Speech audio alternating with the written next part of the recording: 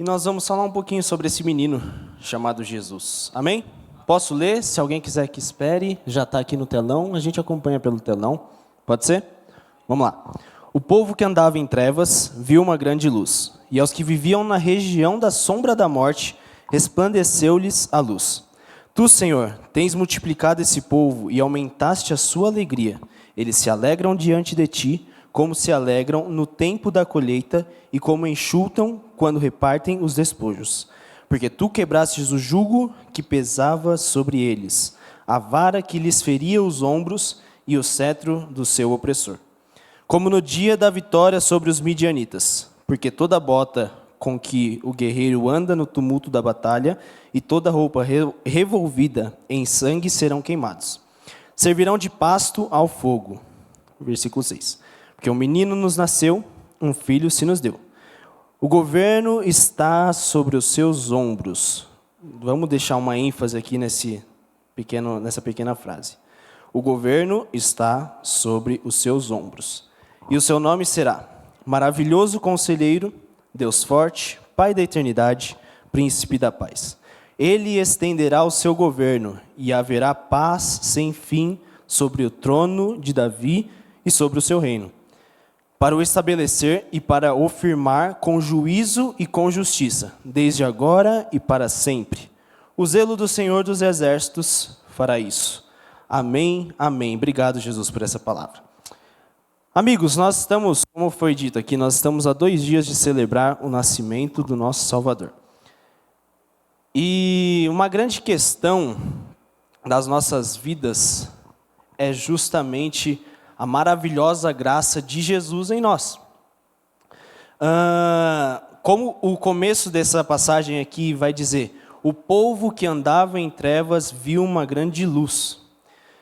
E antes da gente entender a respeito desse menino Jesus, vamos entender também um pouquinho da humanidade como um todo. Vamos voltar lá para Gênesis, quando Deus decide criar o homem, e Ele cria o homem conforme a sua imagem e semelhança. É aquela historinha, velha historinha que todos nós já sabemos. E aí, certo dia, o homem decidiu comer do fruto proibido. E aí, aquele relacionamento que ele não tinha mais com Deus, que ele tinha com Deus, agora ele não tem mais. Por quê? Porque o pecado entrou no nosso meio e nos fez separação do nosso relacionamento com Deus. Então, a partir desse momento em que o homem peca, em que o homem cai, nós não podemos mais ter relacionamentos com Deus como uma intimidade profunda, uma forma que nós mesmos poderíamos alcançar a graça de Deus por nós mesmos. E aí agora nós nos tornamos pessoas limitadas, pessoas que estavam andando em grandes trevas. O povo que andava em trevas viu uma grande luz. E aí a maravilhosa graça de Jesus Cristo é que Ele entra em ação para salvar as nossas vidas, amém? Então, mais do que Jesus ele poder restaurar alguma coisa relacionado à vida terrena, Ele vem para nos trazer de volta o propósito do qual nós todos, quando nós falamos todos, nós dizemos todos, fomos criados. Ser alguém que pode ter relacionamento com Deus.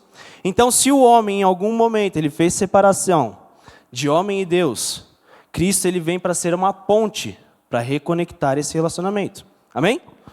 Deu para entender? A Bíblia é bem clara em dizer em Romanos 3:23 que todos nós pecamos e estávamos longe da glória de Deus. Não alcançaríamos mais Deus por nós mesmos. Precisava agora haver um mediador entre nós. E glória a Deus que esse mediador apareceu, porque esse mediador se chama Jesus Cristo. Amém? Glórias a Jesus. Então precisava de um para fazer isso por nós, porque eu, por mim, por mais que eu passasse 24 horas do meu dia orando, jejuando, clamando a Deus e fazendo sei lá o que nós crentes gostamos de fazer, ainda assim não seria suficiente para eu alcançar Deus em sua plena convicção. Precisava de um, e esse um se chama Jesus. Amém? E é muito glorioso, é muito misericordioso da parte de Jesus ele deixar toda a sua glória para cumprir esse propósito. E aí entra Jesus na história, e entra esse menino Jesus que vai nascer daqui a pouco na história. Mas antes, vamos ler um pouquinho. Dá para colocar no telão, Claudinha? Filipenses 2, do 5 ao 7. Vamos ler juntos. Tenham entre vocês o mesmo modo de pensar de Cristo Jesus, que mesmo existindo na forma de Deus, não considerou o ser igual a Deus algo que deveria ser retido a qualquer custo. Pelo contrário, ele se esvaziou, assumindo a forma de servo, tornando-se semelhantes aos seres humanos e reconhecido em figura humana. Amém? Então aqui nós já entendemos que nós fomos distanciados de Deus pelo nosso erro, pelo nosso pecado, e que nós não merecíamos e nós não conseguimos por nós mesmos alcançar esse lugar de volta. É preciso ter um que nos faça essa ponte. E esse um se chama Jesus. Amém? E aí a gente acabou de ler também que Jesus ele decidiu despir-se de sua glória por um único propósito: trazer a reconciliação entre nós e Deus. Glórias a Deus por esse homem chamado Jesus Cristo. Então vamos lá. Jesus ele olha para toda a sua glória, que ele está lá no céu, e ele olha para você, pecador, e ele olha para aquela glória que ele está e fala: cara, eu não vou me apegar a isso. Eu vou me apegar ao fato de que o Guilherme ainda não está aqui nesse lugar que ele deveria estar. Ao fato de que o Guilherme, uma hora, ele se distanciou desse lugar que ele estava. Então, quer saber de uma coisa? Essa glória toda que eu tenho, eu vou deixar de lado, a fim de buscar esse Guilherme, esse Silas, esse Mateus, Arthur, ou qualquer um que esteja aqui. Então, ele deixa toda a sua glória de lado, humildemente assume a forma como nós somos, uma forma humana, e vem à terra. E aí é o momento que nós gostamos de celebrar, porque talvez nós gostamos de dizer que é o dia da nossa esperança. Quantos aqui gostam de dizer que o Natal é esperança? É muito comum nós relacionarmos o dia do Natal com esperança. Amém? Por quê? Porque o Natal simboliza o nascimento da nossa esperança. Amém? Então esse Jesus, ele despiu-se de sua glória e veio em forma de homem para nos dar esperança. E qual foi o propósito de Jesus ao fazer isso? Única e exclusivamente essa: nos trazer reconciliação com Deus Pai. Então, meus amigos, às vezes só uma aspas rapidinho, glória a Deus que Jesus fez isso, porque às vezes nós ficamos imaginando, não, porque o inimigo ele pode, e ele tenta te afrontar, o inimigo está furioso. Glória a Deus que Jesus veio para morrer em nosso lugar, porque Jesus sofreu a ira de Deus no nosso lugar. Se a ira do inimigo é temível para alguns crentes, imagina a glória de Deus Pai. Quão irada devia ser, a ponto dele entregar o seu único filho para morrer por amor a nós. Então, glórias a Deus que nós temos esse menino para morrer em nosso lugar. E aí esse homem chamado Jesus, ele vem à terra, vive como um de nós, e é muito louco a gente pensar que o próprio Deus, ele pode ter brincado e ralado o joelho como nós fazíamos na nossa infância. É muito louco pensar que o próprio Jesus, o próprio Deus, ele trabalhou como todos nós trabalhamos hoje no dia a dia. O próprio Jesus, o próprio Deus, ele congregou como todos nós congregamos hoje em dia. Ele viveu uma vida comum, de forma sobrenatural, mas comum, com um único propósito. Está até o tema aqui: carregar o peso do mundo para si. E aí aquela coisa, ele vem, um menino nasceu, um filho se nos deu. Maravilhoso conselheiro, Deus forte, Pai da eternidade, príncipe da paz. Gravem esses atributos, a gente vai voltar neles mais na frente, mas gravem esses atributos. Maravilhoso conselheiro, Pai da eternidade, Deus forte e príncipe da paz. Amém? E aí esse Jesus, ele vem concebido pelo Espírito Santo na mulher e ele nasce de forma sobrenatural e de forma milagrosa, algo que não dá para se explicar, porque Jesus ele é assim. E aí, com 8 dias, esse Jesus, esses pais, José e Maria, vão ao templo para apresentar esse menino a Deus Todo-Poderoso. Só que quando eles vão ao templo,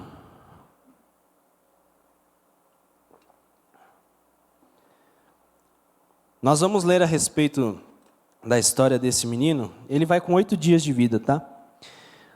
Só que antes da gente falar um pouquinho mais sobre Jesus, vamos pegar um pouquinho sobre a vida de Simeão. Alguém aqui conhece a vida de Simeão? Simeão, ele é um homem com um vasto currículo na Bíblia. Ele tem um total de 10 versículos falando sobre a vida dele na Bíblia. Imenso.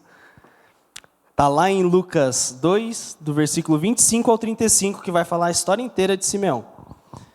E a grande verdade é que a Bíblia não vai falar muita coisa sobre Simeão, mas a Bíblia vai destacar trechos incríveis sobre a vida de Simeão, que era um homem movido pelo Espírito Santo. E isso já é o suficiente para nós olharmos para a vida de Simeão e falarmos, é esse exemplo que eu quero copiar. Alguém que não é movido por segundas intenções, alguém que não é movido por coisa que não seja o próprio Espírito. Amém? Então, Simeão, está aqui? Está aqui. Vamos lá. Simeão, vamos falar agora de Simeão, no dia em que ele se encontra com esse menino Jesus, que é o que nós estamos falando aqui. Movido pelo Espírito. Vamos repetir todo mundo junto? Só essas três primeiras palavras. No 3. 1, 2, 3. Movido pelo Espírito. Amém? Guarde isso aí. Movido pelo Espírito, ele foi ao templo. Quando os pais trouxeram o menino Jesus para fazerem com ele o que a lei ordenava, Simeão o tomou nos braços e louvou a Deus, dizendo, agora, Senhor, podes despedir em paz o teu servo, segundo a tua palavra, porque os meus olhos já viram a tua salvação, a qual preparaste diante de todos os povos, luz para revelação aos gentios e para a glória do teu povo de Israel. Amém? Então nós estamos falando aqui do episódio no qual Jesus foi apresentado naquele templo, por esse homem.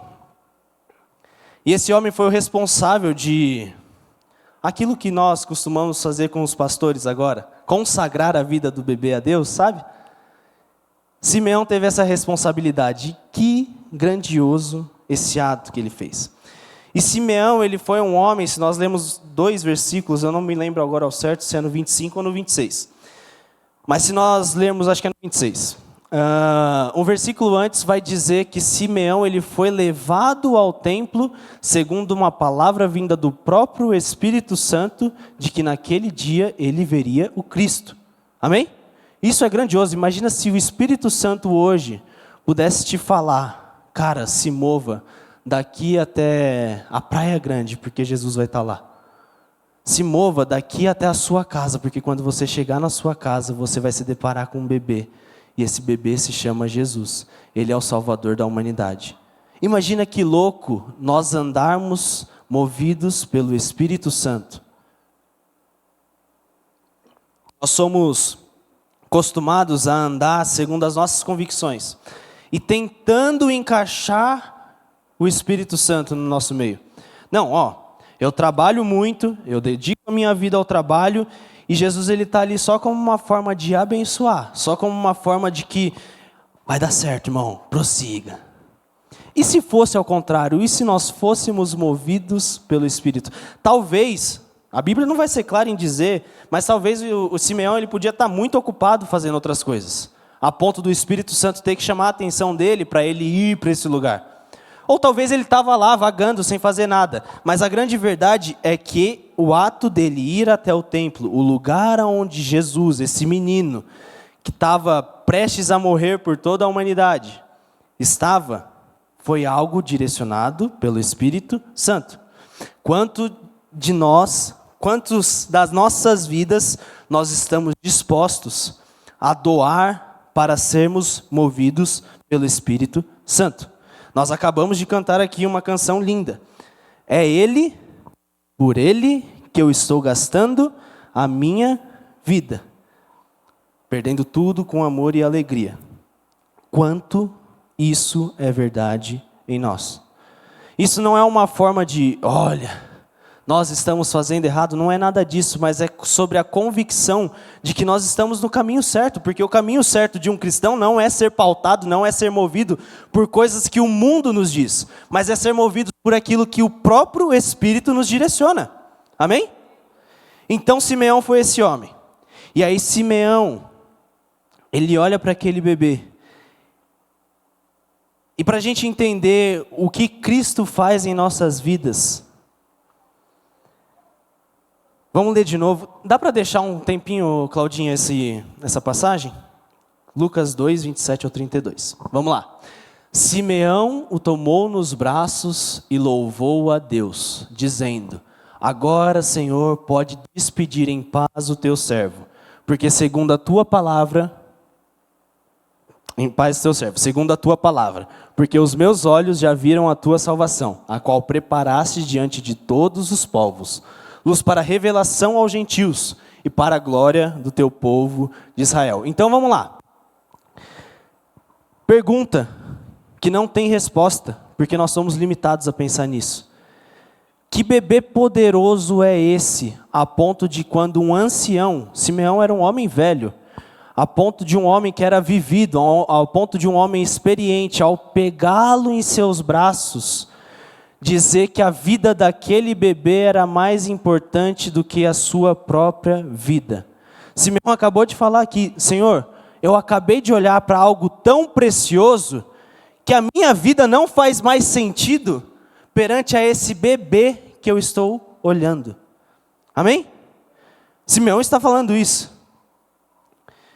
Agora o Senhor pode me despedir, porque tudo que eu precisava era Cristo. E tudo que me foi revelado aqui agora é Cristo. Então, Senhor, sabe, eu fui um homem que fui, durante minha vida toda, movida pelo Senhor. Só que nada foi comparado ao que eu estou vendo agora. E de novo, não é um bebê fazendo milagres, não é um bebê colocando a mão sobre um enfermo e ele sendo curado. É apenas um bebê, provavelmente chorando. Tá? Porque ele era recém-nascido, 8 dias de vida. E outra coisa fascinante que Simeão nos mostra aqui, é o fato de que quando nós temos a oportunidade de olhar para esse homem, Salvador das nossas vidas, nós precisamos ter algumas atitudes que Simeão teve e replicar em nossas vidas. Vamos lá, vamos ler de novo. Simeão o tomou nos braços e louvou a Deus dizendo, para ficar bem fixo na nossa mente: agora, Senhor, pode despedir em paz o teu servo, segundo a tua palavra, porque os meus olhos já viram a tua salvação. Só até aqui. Vamos colocar 3 atitudes só que Simeão teve aqui.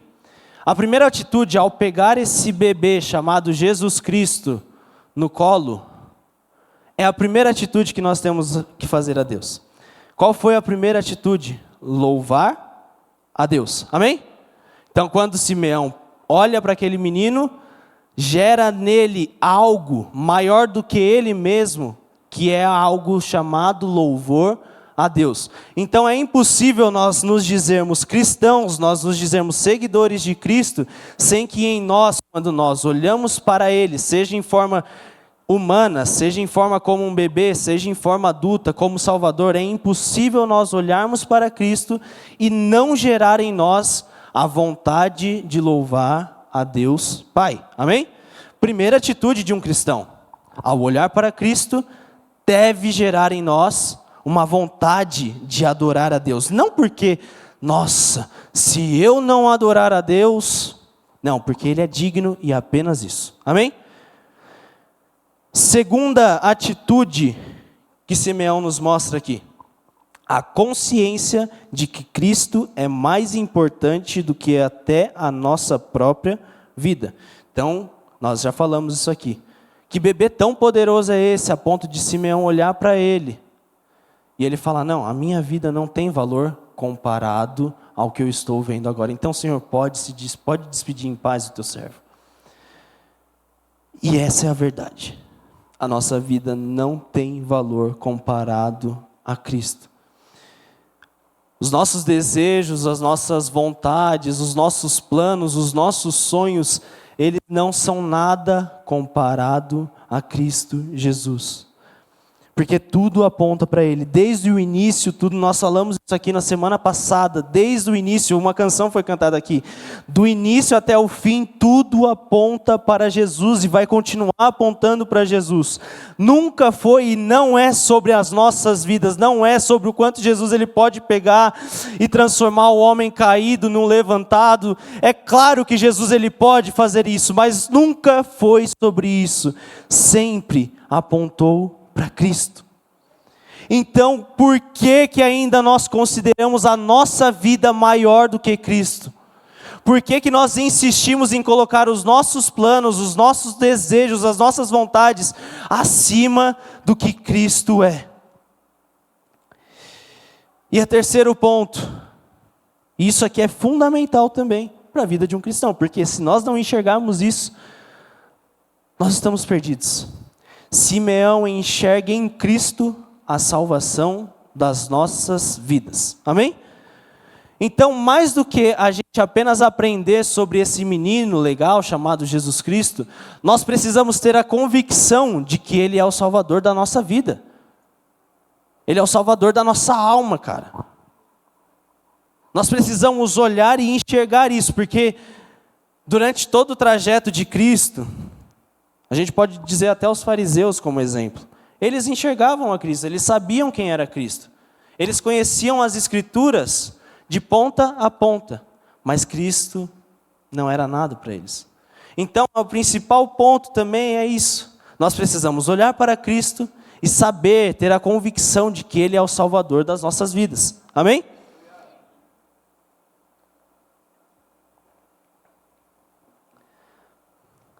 Esse é o menino Jesus que nós estamos falando. Amém? Esse é o menino Jesus que nós olhamos para Ele e vemos que o propósito dele despir-se de sua glória, a fim de vir como forma humana aqui, foi restaurar todas as coisas. E Cristo, Ele é poderoso para restaurar todas as coisas. Amém? Você crê nisso? Cristo, Ele é poderoso para restaurar todas as coisas. Esse é o menino Jesus. Irmãos, eu não sei se você tem a convicção disso, mas se você não tem, ou se você já tem, receba isso nessa noite. Jesus restaura. Jesus, Ele transforma, cara. Jesus, Ele nos dá aquilo que nós já tínhamos de bom para algo muito melhor ainda. Ele restaura todas as coisas em nossas vidas. Por acaso nós nos lembramos da palavra de Deus Pai, lá em Ageu: a glória da segunda casa será maior do que a da primeira. Amém? Você crê nisso? Jesus, Ele pode te dar algo maior. Jesus, Ele pode te dar uma proporção muito maior. Isso são palavras vindas do próprio Deus. A glória da segunda casa será maior do que a da primeira. Amém? Só que a grande verdade é que esse texto também não aponta sobre as nossas vidas. Ele também aponta para Jesus. Às vezes nós, como uma forma de amuleto cristão, para nós nos apegarmos a algo na esperança, e esquecemos que a nossa esperança está nele, nós queremos fazer fantasias para que Deus possa abençoar nossas vidas. E aí esse texto ele é muito famoso no nosso meio. A glória da segunda casa será maior que o da primeira. Mas vamos contextualizar, e nós acabamos de ler sobre a vida de Simeão no templo. Guarde essa história que nós vamos voltar. Vamos contextualizar rapidinho o porquê que a glória da segunda casa vai ser maior do que a da primeira. após o primeiro templo de Israel ser destruído pelo Império Babilônico, aquele povo ele começa a andar sem um templo, sem um lugar para adorar a Deus.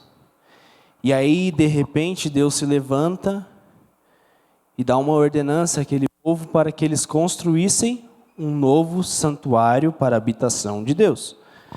Porém, os recursos da época, eles não eram tão grandiosos assim. Deixa eu falar algo rapidinho, só um entre aspas aqui, um entre parênteses, na verdade.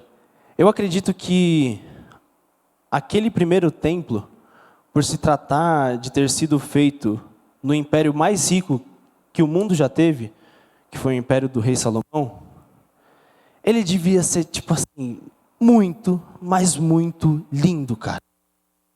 Alguém já teve a oportunidade de entrar em algum templo católico antigo? Com aquelas imagens, eu não estou dizendo a respeito das imagens, tá? Mas eu estou dizendo a respeito da beleza. Nós não podemos negar que é bonito. Não estamos falando que tem que adorar aquele lugar. Não estamos falando nada disso. Estamos falando apenas da arquitetura e do design daquele lugar. Amém? E é muito bonito. Tem uma catedral, eu acho que é na França, se eu não me engano, que eu vi na internet. Cara, é muito bonito. Então, assim, eu imagino o quão grandioso devia ser aquele primeiro templo de Israel, o templo de Salomão. Porque se tratou do período de maior riqueza de um império na história da humanidade. A Bíblia vai dizer que no reinado de Salomão, a prata perdeu seu valor, a prata era jogada como pedra no chão. Então imagina quão belo devia ser aquele espaço. E eu estou falando isso para nós não nos movermos segundo as intenções do nosso coração. Vamos lá. E aí aquele povo, após essa ordenança de Deus para construir um novo templo, aquele povo ele começa a levantar questionamentos sobre isso. Não, peraí. Deus está ordenando para que nós levantamos um novo santuário. Mas não vai ser tão legal assim quanto foi o primeiro, porque o primeiro era esplêndido. O primeiro tinha ouro para todo lado. O primeiro era muito rico. O primeiro devia ser enorme. E eles começam a levantar dúvidas nesse estilo. Deus, o que será de nós? Porque nós não temos recursos, nós não temos nada para te oferecer. Nós temos um espacinho aqui. E aí Deus, com uma palavra, Ele diz, construa, porque a glória da segunda casa será maior do que a da primeira. Amém? E eles constroem uma casinha, não sei qual é o tamanho também, mas não era muito menor, a Bíblia vai dizer que é muito menor. E eles constroem uma casinha ali, um santuário de habitação, e eles vivem naquele santuário, bem menor. Não é mais glorioso, não é mais grandioso, não é mais rico do que o outro. Só que uma promessa estava para se cumprir. A glória da segunda casa será maior do que a da primeira. E quem, com 8 dias de vida, entrou nesse segundo templo? Nós acabamos de ler sobre a história desse menino. Jesus. Então, quando Deus diz que a glória da segunda casa será maior do que a da primeira, não é que Ele está falando, ei, se você perdeu lá atrás, fique firme porque eu vou restaurar todas as coisas. Não, quando Deus olha e fala, a glória da segunda casa será maior do que a da primeira, Ele está dizendo, se antes vocês achavam belo, é porque vocês não viram quão glorioso vai ser esse menino de 8 dias de vida que vai entrar nesse novo espaço. Então, desde o princípio, tudo aponta para esse menino chamado Jesus. Não é sobre as nossas vidas, não é sobre o que nós podemos fazer, é tudo sobre Jesus. Desde o princípio, tudo aponta para Jesus. Eu preciso correr. Vamos lá. Então, se tudo aponta para Jesus desde a Bíblia, desde o tempo que a Bíblia foi escrita, toda a Escritura aponta para Jesus. Vamos fazer uma questão aqui, levarmos para as nossas casas para refletir. Quanto dos nossos planos para o ano que vem também apontam para Jesus? Quanto do que nós estamos dispostos a fazer no ano que vem, porque no final do ano nós sempre gostamos de criar essas metas, né? Ano que vem, cara, eu queria muito emagrecer um pouquinho, mas eu não consigo ficar um mês na academia. Eu não consigo ficar um mês na academia. Eu preciso.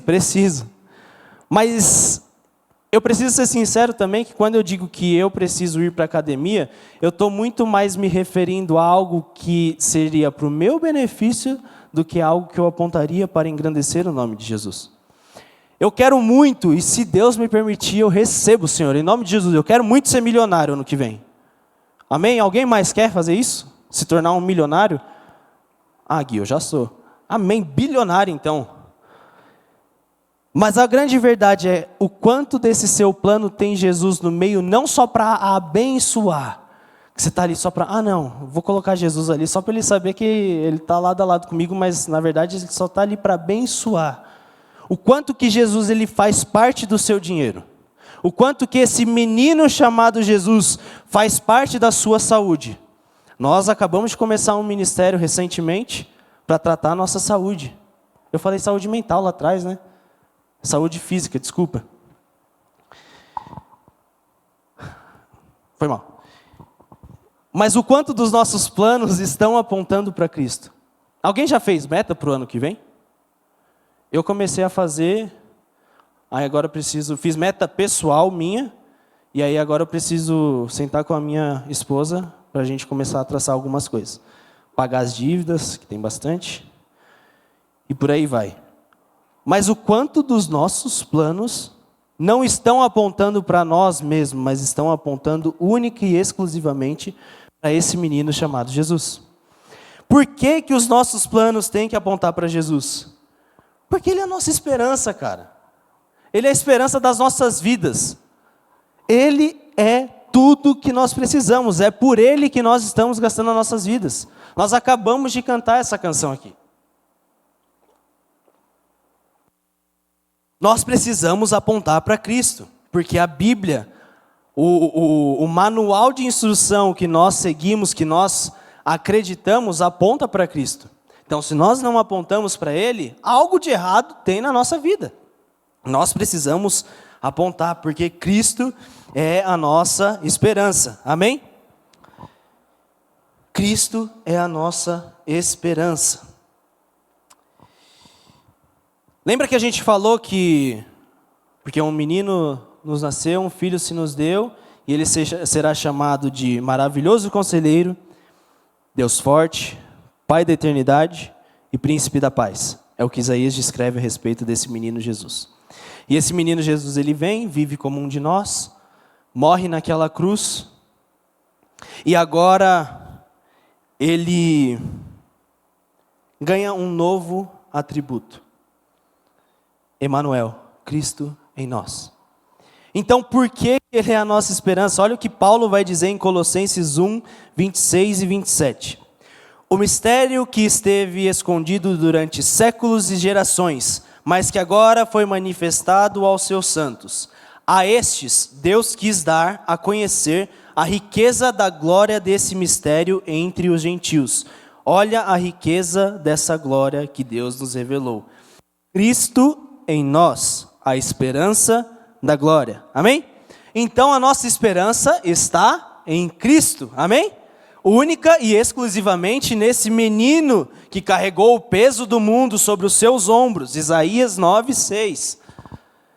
Nos seus ombros ele foi até o fim, morrendo naquela cruz por mim e por você. E agora ele ressuscitou. E quando ele ressuscita, ele não é só mais o maravilhoso conselheiro, no Deus forte, o Pai da eternidade e o Príncipe da paz. Ele ganha um novo atributo, Deus em nós.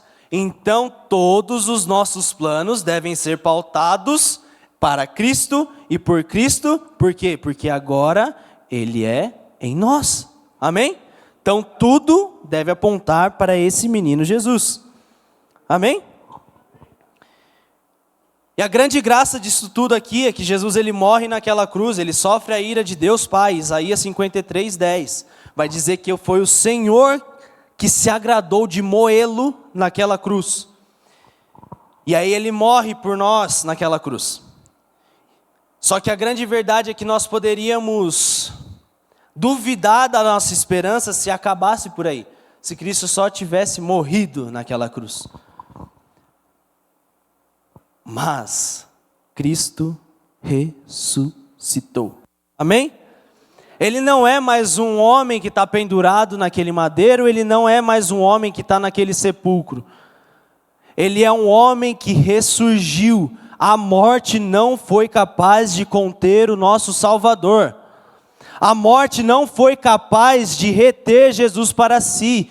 Cristo é soberano, então não tem por que nós duvidarmos quando nós colocamos a nossa esperança nele. Cristo ressuscitou, irmãos.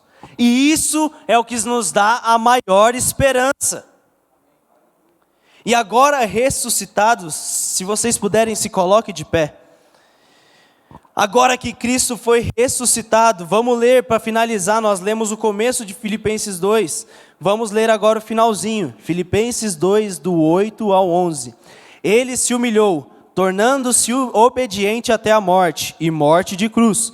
Por isso também Deus o exaltou sobremaneira, e lhe deu o nome que está acima de todo nome, para que ao nome de Jesus todo joelho se dobre, nos céus, na terra e debaixo da terra, e toda língua confesse que Jesus Cristo é o Senhor, para a glória de Deus Pai. Meus irmãos, vamos ler rapidinho aqui, para que... Deixa eu ler que eu me perdi. Por isso também Deus o exaltou sobremaneira e lhe deu um nome que está acima de todo nome. Você crê que Jesus Cristo tem um nome que está acima de todo nome? Você crê nisso? E quando nós dizemos isso, nós temos que declarar que o nome de Jesus ele é maior do que alguma enfermidade qualquer no nosso meio. Quando nós dizemos que Jesus ele tem um nome sobre todo outro nome, nós dizemos que Jesus ele tem um nome sobre toda depressão, sobre toda enfermidade, sobre toda e qualquer doença financeira que nós temos, sobre toda e qualquer temor que nós temos diante de Deus. Cristo tem o nome sobre todo outro nome. Sobre até que a morte, cara. Cristo Jesus tem um nome maior do que a morte. Atos 2:24. Porém Deus ressuscitou, livrando-o do poder da morte, pois nem mesmo a morte foi capaz de contê-lo. Então Cristo, esse homem que nos dá esperança, não de querer coisas novas, terrenas, mas de ter a esperança de que um dia poderemos nos encontrar diante dele, puros, santos, sem culpa. Ele é o homem que nos dá a esperança de ter isso. E ele é o homem que tem o nome sobre todo outro nome. Então, se nós estamos planejando algo, nós precisamos entender que o ponto de partida da nossa vida cristã é fazer algo que aponte também para esse menino. Esse menino Jesus. Ele não ficou na manjedoura, ele não ficou no madeiro, ele ressuscitou. Ele não ficou na glória que ele tinha antes de vir à terra. E ele nos ensina muita coisa. Se você puder, feche os seus olhos agora. Eu não sei como está o seu planejamento para esses 8 dias finais do ano e para o ano que vem, mas se você puder, comece agora a traçar planos e convide Jesus agora para fazer parte disso. Eu não sei se você está falando, Jesus, eu entrego tudo. Como nós cantamos no início, mais uma vez. Jesus, se você puder, declare isso. Jesus, é por ti que eu vou entregar a minha vida. Eu vou gastar a minha vida. Se tiver que perdê-la por coisas menores do que o Senhor, eu estou preparado. Mas eu quero perder tudo com amor e alegria, porque o Senhor é soberano, o Senhor é aquele que tem o nome sobre todo nome. Nós declaramos o teu nome aqui, Jesus. Nós declaramos que não há nada maior do que o Senhor em nosso meio. Nós te pedimos, Espírito Santo, assim como Simeão foi um homem movido por ti, nós também queremos ser movidos por ti. Nós te pedimos, Espírito Santo, flua em nosso meio agora. Senhor, batiza o nosso coração com o entendimento de que o Senhor é suficiente para nós. Esse menino que um dia tomou sobre si as nossas dores e as nossas enfermidades, Nós precisamos ser convictos de quem o Senhor é. Então, por favor, Senhor, batiza o nosso coração nesse entendimento. Nós te louvamos e nós te agradecemos. Amém e amém, Jesus.